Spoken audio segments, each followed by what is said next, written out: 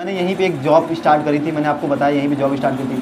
फिर मैं रिलायंस जियो में गया, मुझे बहुत कुछ सीखने को मिला। फिर मैं होटल मैनेजमेंट का मुझे इतना इंटरेस्टिंग लगा वो होटल मैनेजमेंट। मैंने कहा यार ये तो करने लायक है होटल मैनेजमेंट, क्योंकि होटल मैनेजमेंट ऐसा एक प्लेटफॉर्म है। होटल मतलब खाना रहना, ये कभी बंद नहीं होगा, इन फ्यूचर कभी बंद नहीं होने वाला। खाने पीने का लोग कभी नहीं बंद करने वाले सिस्टम। तो ये मुझे काफ़ी इंटरेस्टिंग लगा कि होटल मैनेजमेंट अगर मैं करता हूँ तो इसमें बाकी अपॉर्चुनिटी बहुत अच्छी है। लेकिन मेरे सामने बीबीए भी आ गया। लेकिन जैसे जैसे लोग मिलते गए मुझे बताते गए कि बीबीए कर लो, बीबीए में बहुत अच्छा प्लेटफॉर्म, बीबीए करके एमबीए करना तो आगे अच्छे कंपनी में जॉब कर लोगे, अच्छी प्लेटफॉर्म पे चले जाओगे, बड़ी कंपनी मिल जाएगी। फिर किसी ने कोई मिला तो कह रहा सीए कर लो, चार्टर्ड अकाउंटेंट कर लो, वो बहुत बढ़िया है, तुम उसमें चले जाओ। लेकिन सीए का मसला ये था कि उसमें मैथ थी। अब मैथ मुझे नहीं आती है, मैं आप लोगों को जेन्युइन बता दूं, मैं पढ़ता था, मैं इंग्लिश पढ़ता था और मेरा फेवरेट सब्जेक्ट कॉमर्स था। मुझे मैनेजमेंट बहुत पसंद है, तो मुझे जो पसंद है मैं उस लाइन में घुसा। मैंने साइंस छोड़ दिया, मैं साइंस मुझे कुछ नहीं आता। आप लोगों को साइंस बहुत कुछ आता होगा, मुझे साइंस कुछ भी नहीं आता। मैंने क्लास 8 में भी साइंस नहीं पढ़ा, मैं पता नहीं कैसे मैं साइंस में पास हो गया, मुझे नहीं मालूम। उसके बाद मैंने अपना प्लेटफॉर्म चेंज किया। जब मुझे वो चीज़ समझ में नहीं आई तो मैंने चेंज कर दिया तुरंत। मैंने कहा कि चेंज कर लेते हैं, मैंने कॉमर्स ले लिया। सीए का आया, सीए में मैथ है, बहुत सारा अकाउंटेंट है, उसमें अकाउंटिंग आता है, मैथ हमारे यहाँ कॉमर्स में अकाउंटिंग होता है, बहुत ज़्यादा टफ होता है सीए में, चार्टर्ड अकाउंटेंट में। वो आया तो मैंने कहा ये तो मैथ है, इसमें तो जाना दूर से। मैंने दूर से सलाम किया, निकल गया वहाँ से। फिर और भी सारे मास कम्युनिकेशन, किसी ने सजेस्ट किया कि मास कम्युनिकेशन कर लो। मास कम्युनिकेशन ऐसा है जैसे मीडिया होती है, माइक लेके खड़े होते हैं, तो कुछ वैसा प्लेटफॉर्म था वो मास कम्युनिकेशन, काफ़ी बेहतरीन था वो भी। तो जब मैं बाहर निकला यहाँ से तो मुझे लगा कि बीए और बीएससी के अलावा भी कुछ है। ये बस मैं ग्रेजुएशन की बात कर रहा हूँ आपको, अभी मैं और आगे आऊँगा, अभी बस सिर्फ मैं ग्रेजुएशन की बात कर रहा हूँ कि बीए और बीएससी के आगे भी बहुत कुछ है। ये मैं जब दिल्ली गया तब मुझे मालूम चला।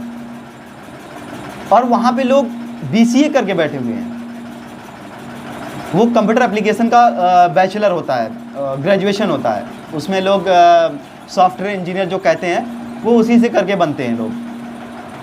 तो ये सारे सब्जेक्ट मुझे बाहर जाके मालूम हुआ।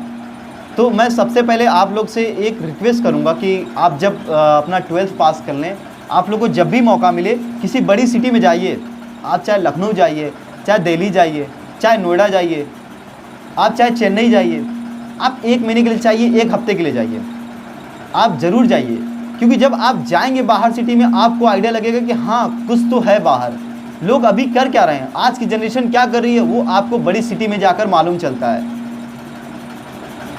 आप जाते हैं तो हम लोग जाते हैं तो कहीं बाहर बड़ी सिटी में जाते हैं, कहते हैं अरे बहुत बड़ा मॉल है, बहुत बड़ा स्विमिंग पूल बना हुआ है, बहुत बड़ा वाटर पार्क है।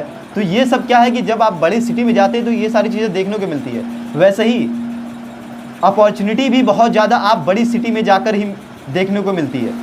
तो मैं ये नहीं कहता कि आप लोग गांव से या हम लोग गांव से हैं तो हम लोग यहाँ पे रह के कुछ नहीं कर सकते, हम लोग यहीं पे रह के बहुत कुछ कर सकते हैं। यूपी वालों का सबसे बुरा सीन ये होता है कि हम लोग सिर्फ एक प्लेटफॉर्म जानते हैं, वो है गवर्नमेंट जॉब, 1 डे एग्ज़ाम। हम लोग सिर्फ 1 डे एग्ज़ाम की तरफ भागते हैं। हम लोग सिर्फ जहाँ पे कंपटीशन की तैयारी होती है हम लोग बस वहीं जाते हैं, 500 रुपये फ़ीस देते हैं, जो भी फीस जो भी हो, एक मैथ की बुक ले लेते हैं, एक कंपटीशन की बुक ले लेते हैं और पढ़ते रहते हैं, पढ़ते रहते हैं, पढ़ते रहते हैं। वो आता कहाँ तक का है, क्लास 6 to 12 तक का ही होता है, उसको हम बड़ी मेहनत से पढ़ते हैं, 4 साल 5 साल पढ़ते हैं। और सर ने जैसा कि बताया कि 10,000 वैकेंसी 1,000 वैकेंसी अगर आती है तो उसमें 10 लाख एप्लीकेशन आ जाते हैं। तो जॉब बिल्कुल नहीं है मार्केट में। मैं गवर्नमेंट जॉब की बात कर रहा हूँ, प्राइवेट की नहीं। प्राइवेट में बहुत मुश्किलें हैं, लेकिन प्राइवेट में मुश्किलें तब हैं जब आपके पास टैलेंट नहीं है। अगर आपके पास टैलेंट है तो आप कुछ कर सकते हैं।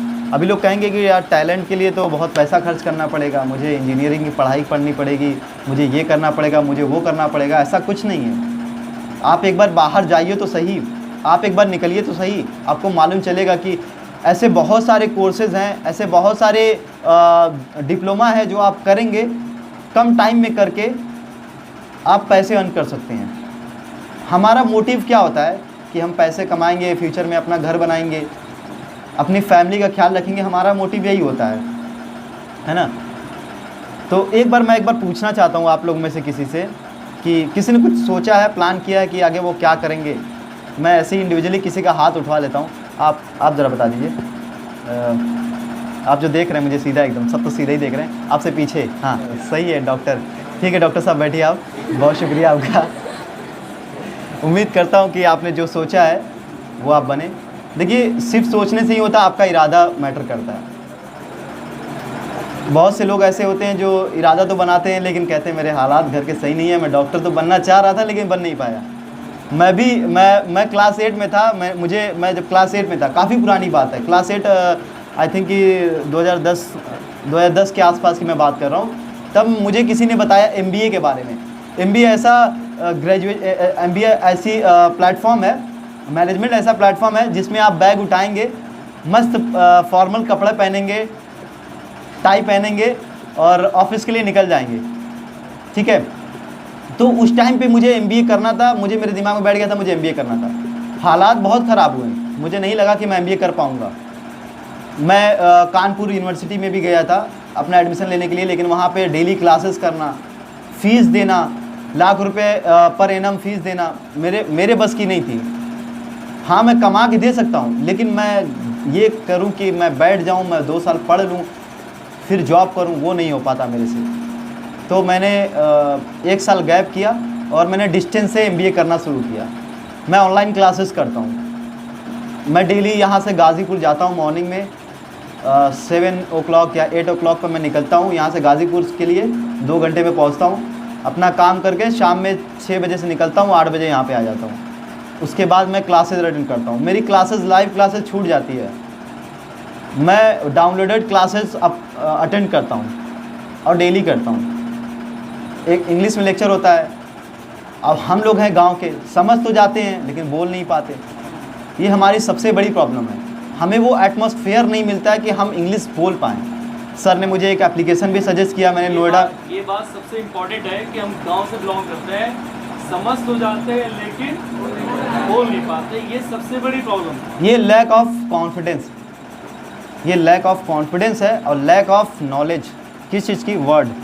अगर हमारे पास वर्ड्स हैं तो हम सीख सकते हैं इंग्लिश। आप ग्रामर, हम ग्रामर 12 तक पढ़ते हैं, बहुत अच्छे से पढ़ते हैं, सबको ग्रामर आ जाती है। उसके बाद ग्रामर की ज़रूरत ही नहीं पड़ती, मुझे जहाँ तक लगता है, क्योंकि उसके बाद अपने आप आ जाता है। ग्रामर की ज़रूरत लोग कहते हैं कि नहीं पड़ती है, मुझे भी ऐसा लगता है। जब आपके पास वर्ड है और फ्लुएंसी आपके अंदर आ जाएगी तो आप इंग्लिश बोल सकेंगे। फ्लुएंसी आएगी तभी जब आप डेली कम्युनिकेशन करेंगे। हम लोगों ने तो इवन ऑफिस में कभी कभी ऐसा होता है कि हम 1-2 लोग आपस में बात करते हैं, 2 मिनट बात करते हैं, उसके बाद फिर वही हिंदी में आ जाते हैं। प्रॉब्लम होती है हमें, क्योंकि हमें वो एटमॉस्फेयर नहीं मिलता है। तो हमें ज़रूरत है, अगर इंग्लिश सीखना है। और सबसे आपको ज़रूरी चीज़ बता दूं कि अब अगर आप लोग को कुछ करना है तो सबसे ज़रूरी मैं बता देता हूँ इंग्लिश है। लोग कहते हैं, बहुत सारे लोग मैं सुना भी हूँ, अक्सर मोटिवेशनल कुछ स्पीकर होते हैं जो बोलते हैं कि ज़रूरी नहीं है इंग्लिश सीखना, हिंदी मातृभाषा है। वाकई में हिंदी मातृभाषा है, उसको हमें एक्सेप्ट करना चाहिए और एक्सेप्ट है, सबके लिए है, हिंदी है। लेकिन इंग्लिश यूनिवर्सल लैंग्वेज है, आपको इंग्लिश हर जगह मिल जाएगी। प्रायोरिटी लोग देते हैं इंग्लिश को। तो चाहे कितना भी लोग कहते हैं हिंदी मातृभाषा, हिंदी तो मातृभाषा है, हिंदी हमारी मातृभाषा है, हम उसको बोलते भी हैं, लेकिन हमें कुछ नया सीखना है, हमें इंग्लिश सीखना है। और आप लोग को बता दूं, ये अपॉर्चुनिटी है बहुत बढ़िया। अभी 12th में होते हुए आप लोग इंग्लिश सीखने की कोशिश करें, ज़्यादा से ज़्यादा वर्ड्स अपने अंदर लाने की कोशिश करें, ज़्यादा से ज़्यादा वर्ड एक्वायर करने की कोशिश करें। कुछ भी एज्यूम करें, लाइक ये वॉल है, दीवार है, आप दीवार कहते हैं, हम भी दीवार कहते हैं, लेकिन आप सोचें कि ये वॉल है, आप इसको इंग्लिश में बोल दें ये वॉल है, मन में ही बोले, नहीं बोले किसी से इंग्लिश में। किसी अभी 2 मिनट किसी से इंग्लिश में बात कर लें तो कहेगा अरे काबिल बनने लगा है, इंग्लिश बोलने लगा है। ये होता है हमारे साथ, सबके साथ होता है, ये प्रॉब्लम है।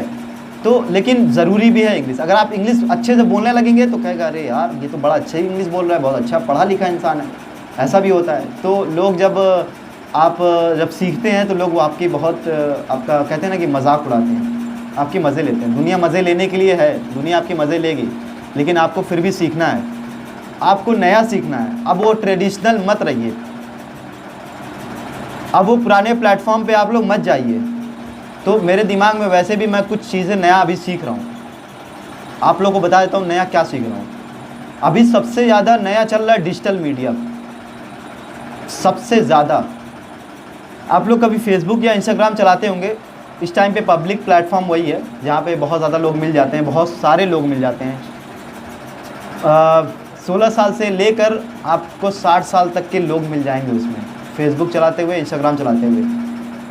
वो ऐसा प्लेटफॉर्म है जहाँ पे आप अपने आप को लोग एक दूसरे से कम्युनिकेट करते हैं। उसका तो प्रोनाउंसिएशन यही होता है कि लोग एक दूसरे से कम्युनिकेट करते हैं, लोग एक दूसरे को जानते हैं, यही होता है, चीज़ें यही होती हैं। सोशल मीडिया का मतलब यही होता है। लेकिन सोशल मीडिया का भी मतलब अब बदल गया है। सोशल मीडिया पे लोग अब अपना एडवर्टाइजमेंट करते हैं, अपना पेज बनाते हैं।